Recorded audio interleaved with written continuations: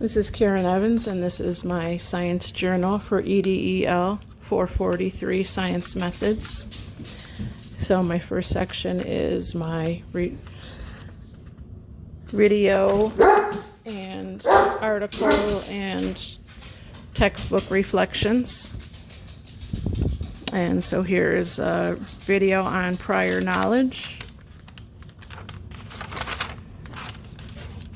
Here's an article connecting to prior knowledge and experience.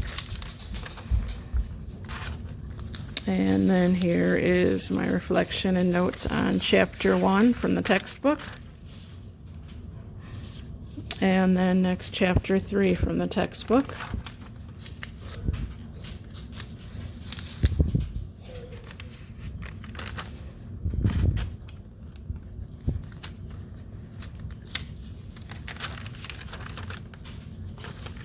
And next I put in a copy of Planning and Investigating. I thought this was a good piece of information to have for the future.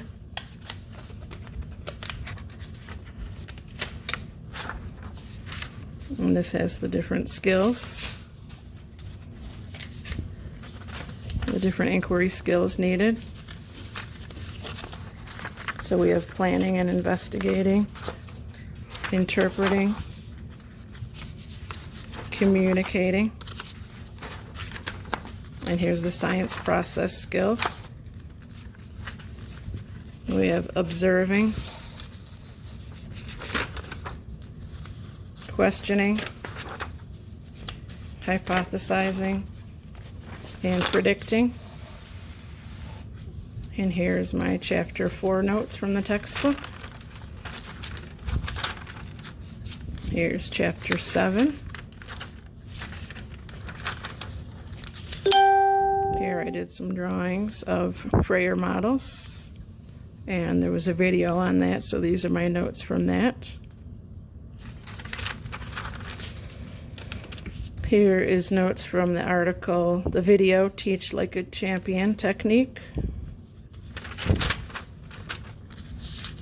Here's my notes from Chapter 2 from the textbook.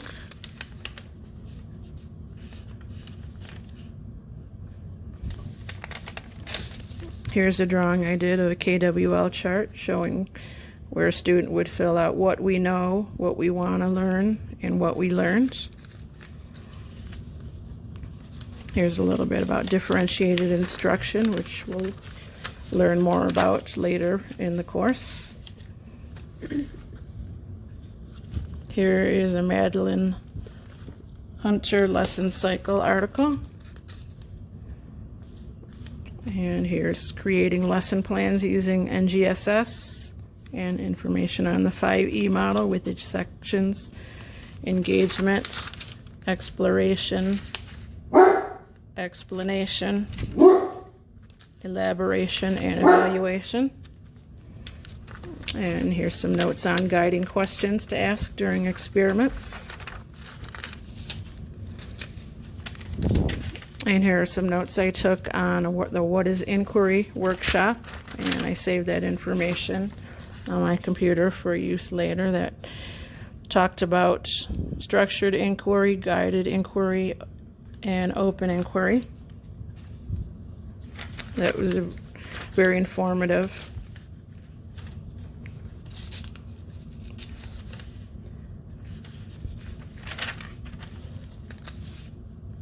And here's a list of some science websites that are good for using the inquiry method. Here's my notes on Chapter 5. Here's a video on the inquiry unit of how the world works. Here's a video on teaching without words. And a video on using Web 2.0 tools in class. Here's my Chapter 8 notes. And here's notes from the video on Cornell. And here's some notes on questioning strategies for science classrooms. That was a video.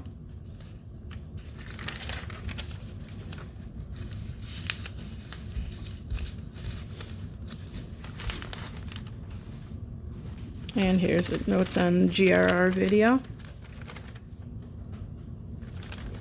And then here's some notes on classroom management video. And then next we had an assessment in science PowerPoint that I took notes on. And a rubric presentation PowerPoint. And here's chapter 6 notes from the textbook. And that one talked about some different types of assessments.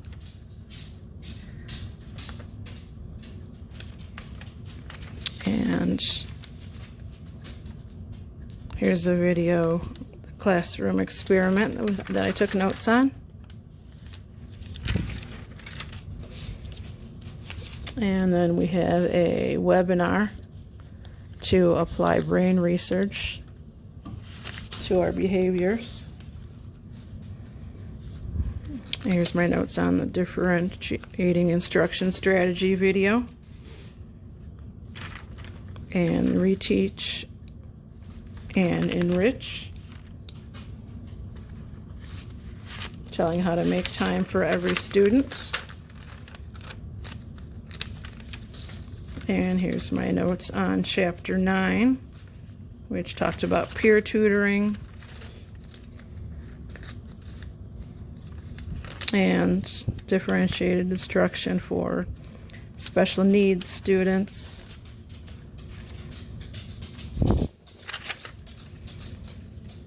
And strategies for teaching science to ELLs. Here's some more notes on peer tutoring strategies and adaptions in key instruction principles.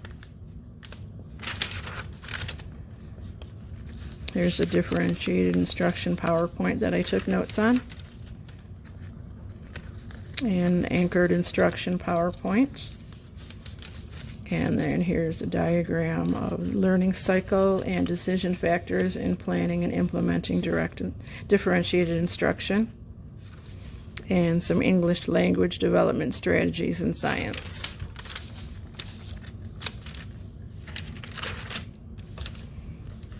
And next we have my before and after and lessons and reflections. So these are some of the lessons that I did. This first one is gum, more, less, or the same. This is a process skills and vocab building activity.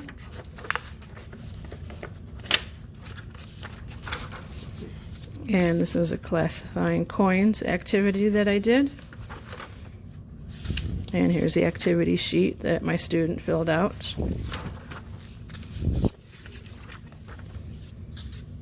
And then here's another activity, will it float?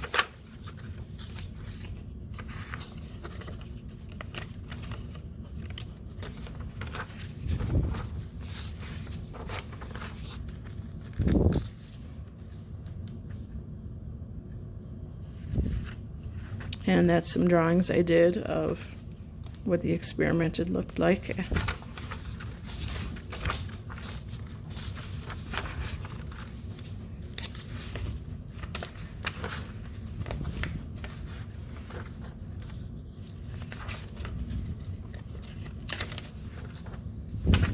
And for this experiment, since my student I was working with had just completed kindergarten, we used, instead of the Frayer model, we used the Emergent Reader vocab sheet. And here's my version when I did the experiment before.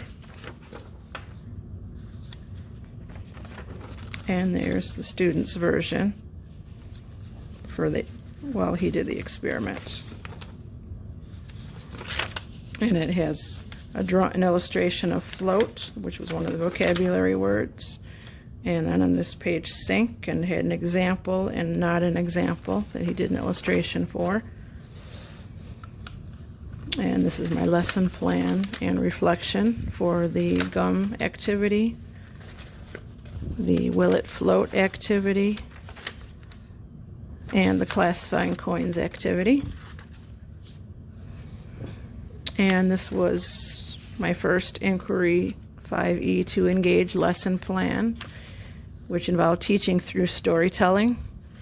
So there were some cross-curricular standards added to this lesson plan along with the science standard.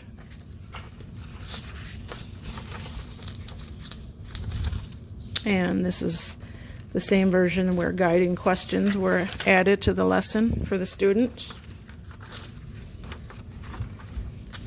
And here's our experiment in a box. I did sound and vibrations, making a rubber band guitar.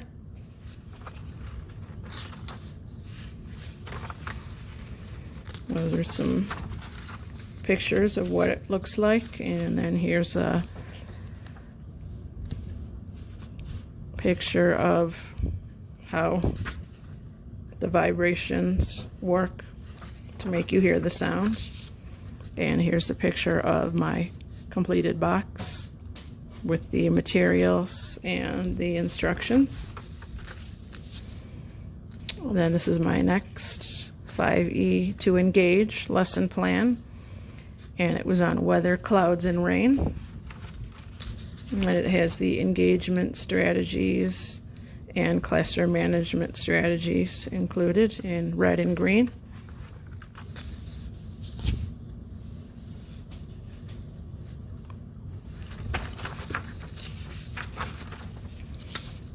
And here's my before and after for the rainy day experiment.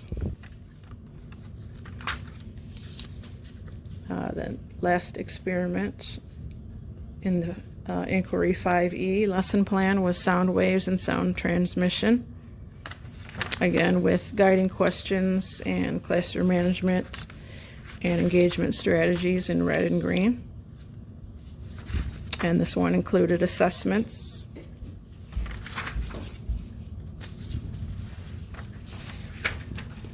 And here's my lesson reflection from the video that I took of the lesson,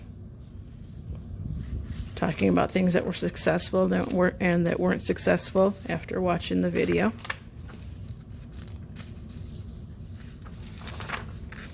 And then here's my before and after notes for the sound waves experiment. And the next section is observations and reflections. And I have, this is from the gum more or less. So this is the reflection, this is the observation. This is the classifying coins. Here's the observation, here's the reflection. And here's the will it float, here's the observation, and here's the reflection. I think I probably did those backwards. I should have done the observation on the left and reflection on the right. And here was my observation and reflection from the teaching through storytelling with guided questions from that lesson. And here's my observation and reflections from the Science in a Box, the rubber band guitar activity. And my observation and reflections from the rainy day experiment.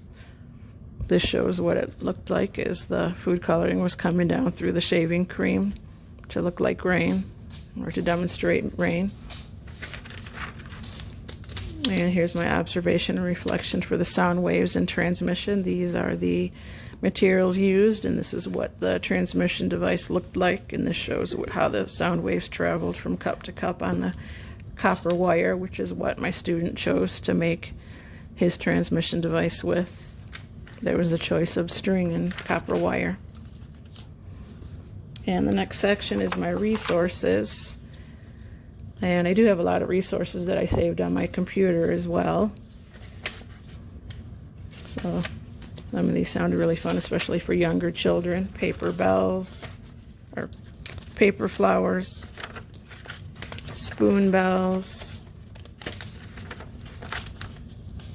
a tuning fork,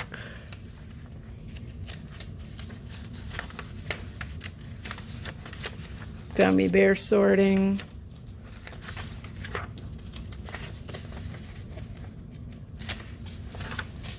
making rulers,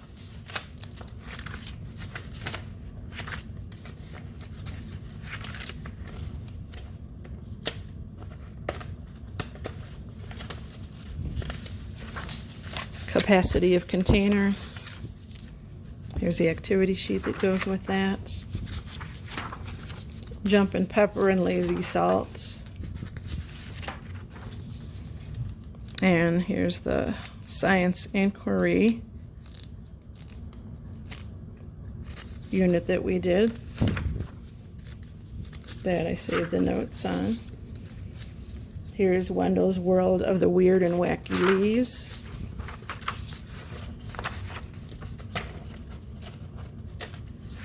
The Wonders of the Rainforest. Invent an Insect. Five Senses Adventure. Here's the rainy day experiment that I did. Here's the strategies for student engagement. That had quite a bit of helpful information.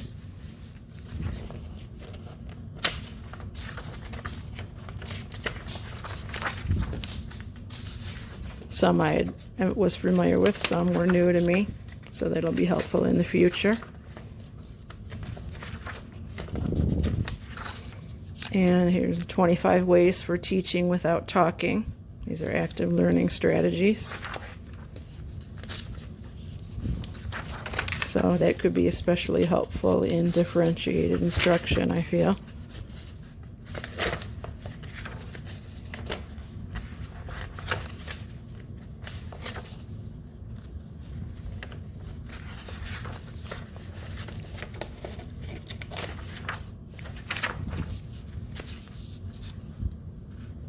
And here's effective management of active learning strategies to maximize participation.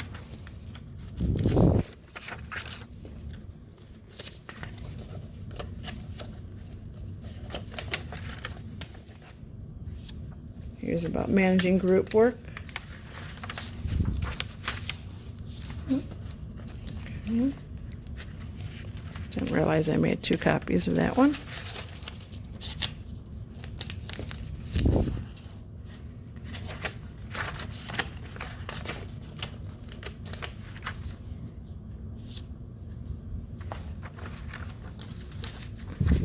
And here's my notes on the rainy day experiment on the lesson plan. Here is one of the activities that we did with that lesson on different types of weather and different seasons, and how many rain clouds. That lesson plan included cross-curricular standards, so that one also included math, because he had to count the rain clouds. And this was also part of the activity, labeling the different types of clouds, and it has the vocabulary words for the different type of clouds at the bottom, and he had to match the pictures with the descriptions. And here's his drawing of before and during and after the experiment.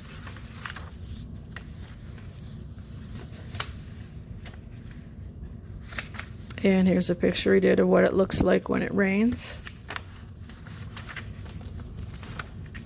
And here's the lesson plan from Sending Secret Transmissions. That was the one making the transmission devices.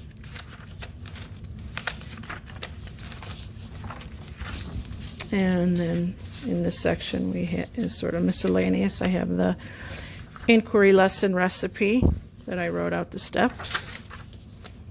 And here's the tic-tac-toe assignment that we did. This is the 9 activities that we had to choose from.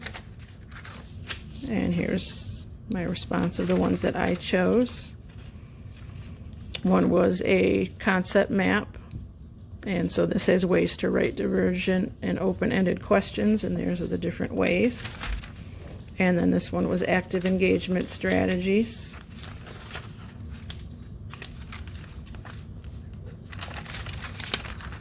And then this was the different students. That was from the one square of the tic-tac-toe, where the different students, 4 students, answered, what do teachers do to show they respect you? What kind of lessons or activities interest you at school? And what frustrates you about school? And then last I have my final journal reflection. And I wrote that I've learned quite a lot in this course, from inquiry and science to the 5E model to differentiated instruction. Working with children on hands-on inquiry activities has been a learning experience for myself as well as my students. I feel they have a better grasp on what works and what doesn't. This is based on the results of the activities and feedback from my teacher. And although science notebook journaling can be time-consuming, it'll be useful in the future to have the information to refer to. I've included drawings of the activities along with my notes, reflections, and observations. I saved quite a few resources on my computer for future use as well. I still need practice navigating the NGSS website, as I feel that that can be somewhat confusing. But overall, it was a wonderful experience taking the class and learning as much as I did and taking the notes that I can use in my future classroom.